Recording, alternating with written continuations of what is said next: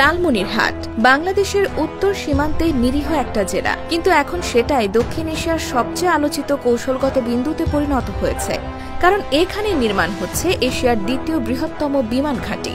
এটি একটি ফুল scale military airbase, যার রানওয়ের দৈর্ঘ্য 4000 মিটার। একসাথে 70টি যুদ্ধ বিমান উঠতে পারবে এখান থেকে।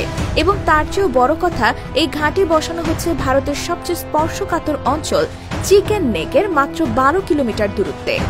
22 সালের শেষ দিকে এই এয়ারবেসের কাজ শুরু হয়। শেখ হাসিনা সরকারের সময় বারবার ভারতীয় আপত্তিতে এই প্রকল্প থেমে থাকলেও এখন ডক্টর ইউনূসের নেতৃত্বাধীন অন্তর্বর্তীকালীন সরকার সরাসরি এই প্রকল্প বাস্তবায়নের ঘোষণা দিয়েছে।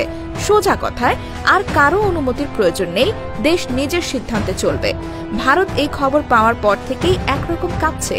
তাদের সবচেয়ে স্পর্শকাতর করিডোর শিলিগুড়ি, যার আরেক নাম চিকেন নেক, সেটা ধ্বংস হলে ভারতের 7টি রাজ্য এক মুহূর্তে বিচ্ছিন্ন হয়ে যাবে মূল ভূখণ্ড থেকে।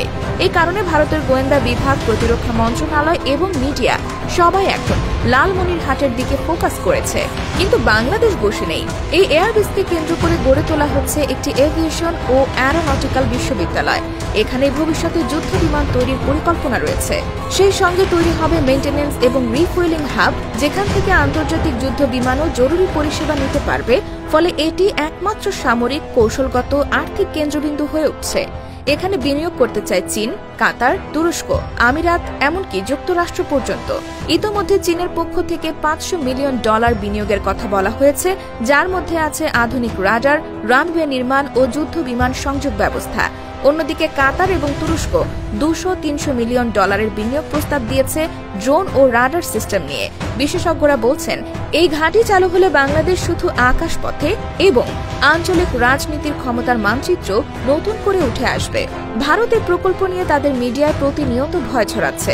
বাংলাদেশ চীনকে জায়গা দিচ্ছে, চিকেন নেক ধ্বংস হবে, ভারতীয় সীমান্ত অনিরাপদ হবে ইত্যাদি।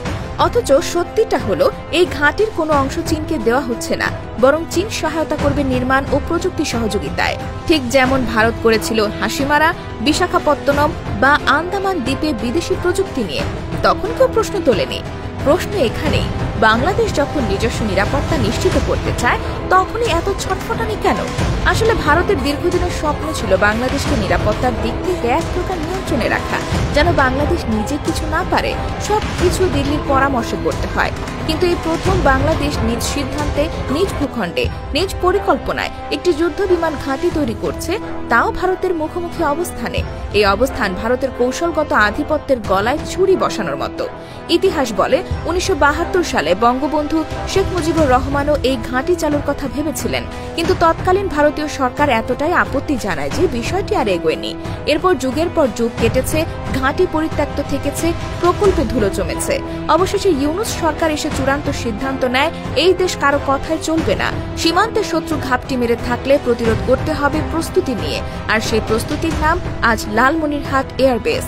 এই ঘাঁটির বিশেষত্ব এখানেই যে এটি আধা সামরিক ও বেসামরিক দুই রকম ব্যবস্থায় পরিচালিত হবে। এর মানে জরুরি সময় সেনাবাহিনী পরিচালনা করবে, আর বাকি সময় এটি ব্যবহার হবে প্রশিক্ষণ ও বাণিজ্যিক ফ্লাইটের জন্য। এই পরিকল্পনা সম্পূর্ণ কৌশলগত, যেখানে অল্প বিনিয়োগে বহু সুবিধা নিশ্চিত করা যাবে। এই জায়গা থেকে বাংলাদেশ এখন একটি আঞ্চলিক শক্তি হিসেবে দাঁড়াতে যাচ্ছে। ভারত এখন মুখে যতই বলুক, বাংলাদেশের সঙ্গে আমাদের মজবুত সম্পর্ক। আসলে লালমনিরহাট বিমান ঘাঁটির ঘোষণার পর থেকেই তাদের কূটনৈতিক হেডকোয়ার্টারে বাজছে বিপদের ঘণ্টা। কারণ এই ঘাঁটি বসানো হয়েছে একেবারে ভারতের প্রাণকেন্দ্রের পাশে শিলিগুড়ি করিডোর, যেটাকে বলা হয় চিকেন নেক। মাত্র 22 কিলোমিটার চওড়া এই করিডোর ধ্বংস হয়ে গেলে ভারতের উত্তর পূর্বাঞ্চল পুরোপুরি বিচ্ছিন্ন হয়ে যাবে বাকি দেশের সঙ্গে। আর এই জায়গা থেকেই বোঝা যায় ইউনূস সরকারের কৌশলগত বোঝাপড়া কতটা গভীর। বাংলাদেশ এবার উন্নয়ন নয়, নিরাপত্তাকেও জাতীয় শক্তির অংশ বানিয়েছে। সেটা বোঝা গেছে ঘাঁটির পরিকল্পনা দেখে।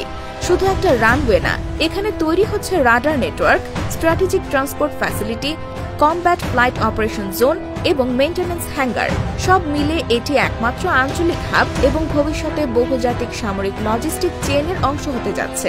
চীনের উপস্থিতি নিয়ে ভারত যতই অস্বস্তি বোধ করুক, বাস্তবতা হলো এখানে চীন কোনো সামরিক ঘাঁটি বসাচ্ছে না, বরং সহযোগিতায় আসছে।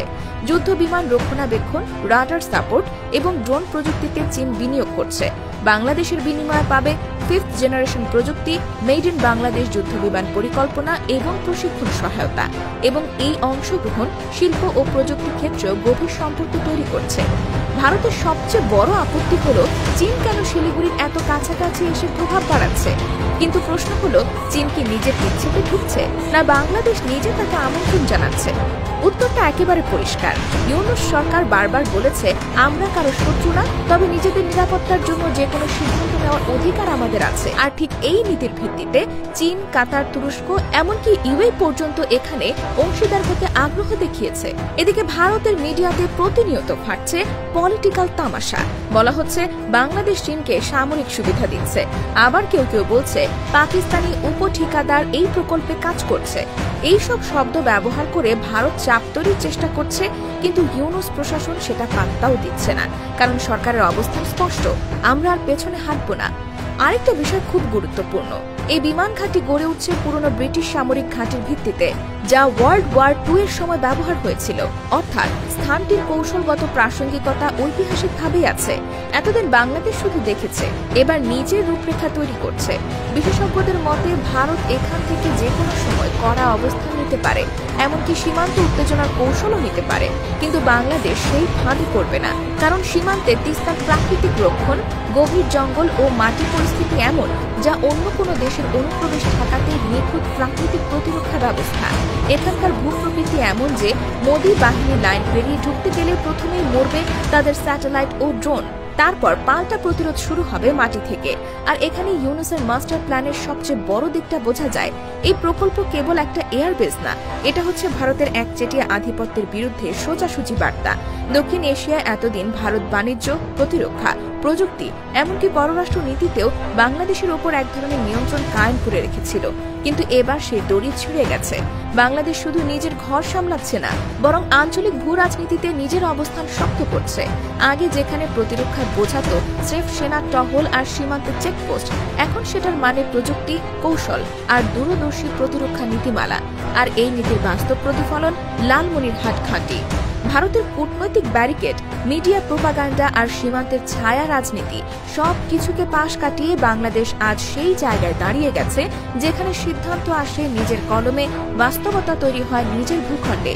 লালমনিরহাট বিমান ঘাঁটি এর সবচেয়ে বড় উদাহরণ, এবং এই ঘাঁটি এখন হয়ে উঠেছে একটি কৌশলগত বিপ্লবের প্রতীক, যেখান থেকে পুরো দক্ষিণ এশিয়ার ভূ রাজনৈতিক ভারসাম্য পাল্টে যেতে পারে। এই ঘাঁটি ঘিরে আন্তর্জাতিক মিডিয়াগুলোর প্রতিক্রিয়া এখন দুভাবে বিভক্ত। একদিকে প্রশংসা, অন্যদিকে উদ্বেগ।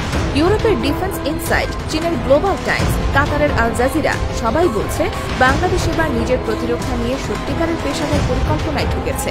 অপরদিকে ভারতের মিডিয়া হাউসগুলো প্রতিদিন দিচ্ছে নাটকীয় হেডলাইন, বাংলাদেশ চীনকে যুদ্ধঘাঁটি বানাতে দিচ্ছে, চিকেন নেকের ভবিষ্যৎ অনিশ্চিত, কিংবা বাংলাদেশকে দিয়ে মোদী সরকার বিশ্বাসঘাতকতা খেয়েছে। এই প্রতিক্রিয়ার মূল কারণ লুকিয়ে আছে ভারতের এক চিরায়ত অভ্যাসে, ছোট প্রতিবেশী দেশগুলোকে নিজের ব্যাকইয়ার্ড ভাবার মানসিকতা। বাংলাদেশ যে এবার সেই ধারণার বিরুদ্ধে অবস্থান নিয়েছে এবং বাস্তবিক কাজ শুরু করেছে, সেটাই ভারতের সবচেয়ে বড় অস্বস্তির জায়গা। আর ইউনূস সরকার যেভাবে দেরি না করে এই ঘাঁটির পরিকল্পনা প্রকাশ করেছে, সেটাই ভারতকে কূটনৈতিকভাবে কোণঠাসা করে ফেলেছে। লালমনিরহাট বিমান ঘাঁটির স্থানে যেমন রানওয়ে, রাজার কমান্ড সেন্টার তৈরি হচ্ছে, তেমনি একই সঙ্গে এখানে গড়ে উঠছে একটি ইন্টারন্যাশনাল এভিয়েশন সাপোর্ট হাব, যেখানে আঞ্চলিক মেইনটেনেন্স, ট্রেনিং, ফ্লাইট ম্যানেজমেন্ট হবে। ফলে এটি বাংলাদেশ, চীন, তুরস্ক, কাতার, এমনকি সৌদি আরবের মতো দেশের বিমান বাহিনী এখানে ইনফ্রাস্ট্রাকচার শেয়ার করতে পারবে। আর ঠিক এই জায়গাতেই ভারত বুঝে গেছে, এখানে শুধু বাংলাদেশ না, পুরো অঞ্চলের কৌশলগত শক্তির এক নতুন সমীকরণ তৈরি হচ্ছে। এই ঘাঁটির নির্মাণে পাকিস্তান একটি ঠিকাদারি কোম্পানির সম্ভাব্য অংশগ্রহণ নিয়ে ভারত আরও বেশি উষ্মা প্রকাশ করেছে। যদিও বাংলাদেশ সরকার স্পষ্ট জানিয়েছে, সব নির্মাণ কাজ তদারকি করছে বাংলাদেশ সেনাবাহিনী, অন্য কোনো দেশের সামরিক সংস্থা এতে সরাসরি জড়িত নয়। কিন্তু এই ব্যাখ্যাও ভারতের পক্ষে যথেষ্ট নয়, কারণ তারা জানে এই ঘাঁটির অস্তিত্বই তাদের স্ট্র্যাটেজিক পলিসির মুখে বিস্ফোরণ। এখানে একটি বড় ভুল করেছে ভারত। তারা ভাবছিল শেখ হাসিনা সরকারের মতো ইউনূস প্রশাসনও চুপ থাকবে, কিন্তু তারা বোঝেনি এই সরকার রাজনৈতিক নয়, প্রযুক্তি প্রধান এবং কৌশল নির্ভর একটি পরিচালনা কাঠামোতে চলছে। এখানে হুমকি দিয়ে বা অর্থনৈতিক চাপে কিছুই থামানো যাবে না। আর একদিকে যখন ভারতের মিডিয়া ক্ষোভে গলছে, অন্যদিকে বাংলাদেশের জনগণের মধ্যে নতুন আত্মবিশ্বাস জেগে জেগে উঠেছে। এই প্রথমবার দেশের মানুষ দেখছে বাংলাদেশ শুধু স্লোগান না, বাস্তব প্রতিরক্ষা শক্তি নিয়েই আঞ্চলিক মঞ্চে প্রবেশ করছে। সামাজিক মাধ্যমে মানুষ বলছে, এই বিমান ঘাঁটি যতটা না সামরিক, তার চেয়ে বেশি আমাদের জাতীয় সম্মানের অংশ। এখন ভারত যা করতে পারে তা হলো সংলাপের চেষ্টা করা, সহযোগিতার পথ খোঁজা। কিন্তু পুরনো আধিপত্যবাদী আচরণ নিয়ে বাংলাদেশকে আর থামানো যাবে না। ইউনূস সরকার স্পষ্ট বার্তা দিয়েছে, আমরা কারো বিরুদ্ধে না, তবে কারো দয়াতেও চলি না। এই ঘাঁটির কৌশলগত গুরুত্ব এখন দক্ষিণ এশিয়া, ইন্দো প্যাসিফিক এলাকা পর্যন্ত পৌঁছে গেছে। যুক্তরাষ্ট্র ও ইউরোপীয় নিরাপত্তা বিশ্লেষকরাও বলছেন, বাংলাদেশ এই ঘাঁটির মাধ্যমে নিজেকে আঞ্চলিক ভারসাম্যের অংশ হিসেবে তুলে ধরছে এবং এটি ভারতের সবচেয়ে বড় শঙ্কা। বাংলাদেশ যদি নিজের সিদ্ধান্তে চীনের সহায়তায় একে একে আধুনিক সামরিক সক্ষমতা গড়ে তোলে, তবে ভারতকে আর কেউ অবিসংবাদিত আঞ্চলিক শক্তি বলে ভাববে না।